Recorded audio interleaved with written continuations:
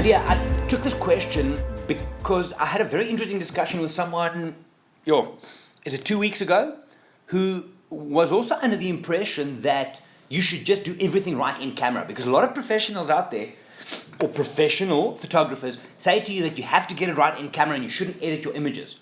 This is rubbish. In order for you to get the best out of the digital camera that you have purchased, you need to process those images. Now again, I mentioned this in a couple of videos back.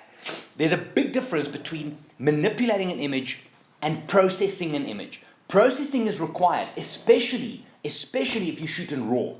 If you shoot in RAW, you haven't created an image file yet. It's a whole bunch of data which you then have to mold and then push out as a JPEG file. So, do I edit my images? Every single one. Absolutely all of them. And you should do the same. Even if you look at the image at the back of your screen, back of your iPhone, you think, gee, this is amazing, still have it a run through Lightroom. Double check the sharpness, tweak the exposure here and there. This is not cheating, guys. Editing your images is not cheating. Photoshop way back got this stigma of being the devil because photographers would make models skinnier, they would add a zebra into a migration scene in this, so they would change the content. And people, the general public at large, got the idea that photoshopping is bad. And if you showed them a good image, they would say to you, oh, you must have photoshopped that. Rubbish. Processing and manipulating. Know the difference, but you need to process your images in order to get the best out of them. So absolutely, I would say go for it. I did a thing on Lightroom versus Photoshop a few videos ago as well. Watch that.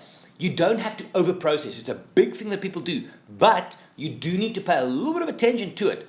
I've also, a couple of times on blogs, I've mentioned that don't think of it as post-processing.